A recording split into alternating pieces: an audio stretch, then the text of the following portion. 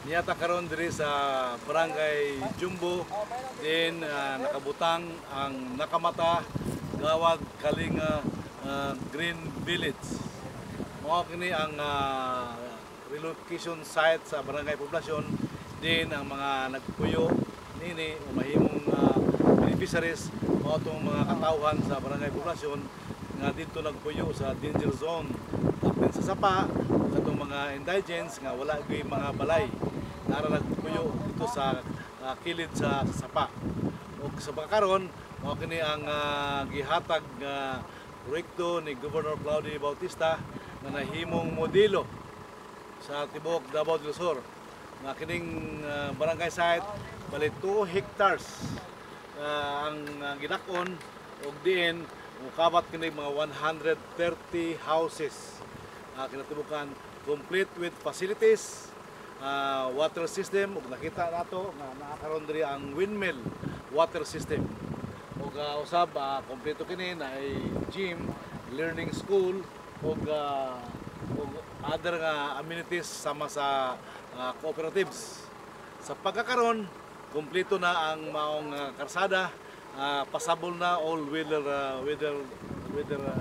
train, o kompleto na usab ang maong electrification connection system. Ang kulang nini mao na lang ang paghimo gyud sa balay nga 130 houses. Ug sa karon katong makita nga nagtukod na ang pipila ka initial 5 houses na ongoing karon. Ang kasamtangan nga naghatag ang atong gobernador og bali 30 houses, bali 3 million worth of materials nga madugang kini nga bali 30 ka mga balay. Ug tungod nini nakita ni sa mga other mga NGOs kay nagsugod na kitag mga tripping, nag-invite kitag mga institution like Franklin Baker, San Miguel, Abuitis group of companies. Then doon na sila yung mga commitment na donate og mga houses.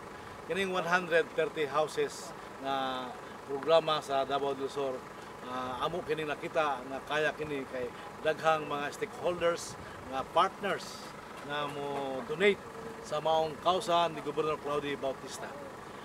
Kini siguro na-deliver na ang mga pipila ka mga worth 200,000 nga materials na initial deliveries out of the 3 million materials good for 30 houses nining maong project. Ug kini among nakita nga mahuman kini not more than 2 years, no? Siguro mahuman kini next year or another year din makumpleto ang maong 130 houses, complete with amenities, na barangay gym, na learning school, na cooperative office. Ug tungod nini ang mga beneficiaries nagpasalamat ako sa Governor Claudio Bautista. Ang equity nini sa maong mga pagpahimo sa balay mao lang ang gitawag nato ang materials provided by the stakeholders, province of Davao del Sur, mga private institution, pero ang labor ani bayanihan system. Nakita ninyo nga na mga nagtrabaho din na wala na sila sweldo kundi mga volunteers nga sila mamahimong beneficiaries sa usa sa mga 130 houses nga pagkahimong dinhi. So nagpasalamat ako ang kining inyong barangay kapitan si Engineer Edgar Boy Alerta nga dinhi nabutang sa barangay poblasyon ang maong barangay site model nga gipatigayon ni Governor Claudio Bautista. Ug bang hinaot mi nga katong mga stakeholders nga nakahuman nag-tripping dining maong project, hinaot mi nga ma-deliver ang ilang mga commitment. Kaya doon na yung mga commitment sama sa ECMI, no? ECMI, Franklin Baker, San Miguel ug Abuitis group of companies. Ug nakita na mo, no? Kay Balome nga kining projeka human gid kay daghan man kay mga stakeholders nga ning tabang ni. So mao lang to, daghang salamat to. Ako si Eduardo Cambonga alias Edi. Nagpuyo ko sa Barangay Poblasyon, Purok Bayanihan. Karon kami nakapasalamat ng dako iamot sa among gobernador na kami iyaming gitagaan dayonan nga gitagaan mi niya og balay o libre pa gyud og tubig, kuryente. Mao na ako ang gikaingon siya nga kapasalamat gyud ko nako ket ako pobre ko kayo. Wa ko ikaapas paggasto sa buong balay. Ni akong balay karon bisitahan pa nang ako ang tinayanan baon akong balay. Hantod karon ang akong pangita usa ra gyud ka tricycle. Nya na ako'y high school do ka buhok. Mao ni akong panginabuhi, wa ko lang panginabuhian mo na ako. Naningkamot gyud ko diri nga tagaan kong gob. Ako mo na ako ipasalamatan gyud akong dako siya og ingon man barangay captain alerta. Kay ako wala gyud ko lang kapadungan kay ako nagkilar ko ang ipuy-an namong alot. Mao na nga karon bisan usa na ang mong panginabuhi. Katrisikad ra mi. Dili na mo isipon nga kami nalangan mi. Ari gyud mi diri bisag ila mong turno. Ari mi diri nagrescatter. Murag ina kay among pamasada karon. Mao na nga isod kaayo. Nga kaming namuyo. Ug pagkapuyo nami diri pohon. Labing maayo. Nga human ang tanan nga mo ang gihatag nga project ni gobernador. Kay kami nagpaabot ng yun unsay yahag paghatag sa mua kaning mga pobre tayo. Dato pa noon mi murag kabalay siguro mi ingon ani say nagag 100,000 usaha na mo no pagbalay asa na mo pangitaa.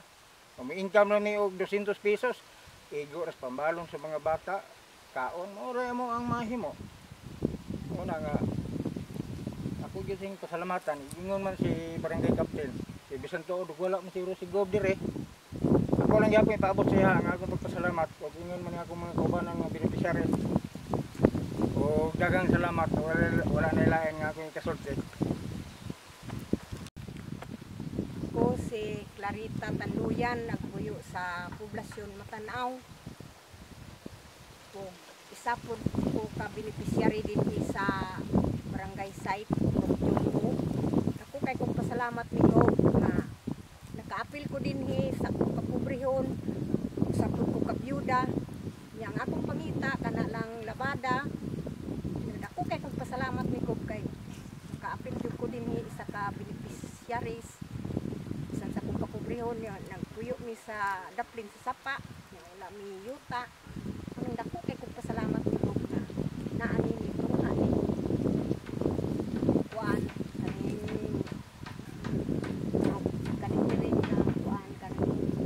barangay side na nakaabil ko una kong pasalamatan si ko hangtod man naghaking salamat hangtod mudagan gihapon sa dinhi kabutar gihapon niya kana lang salamat.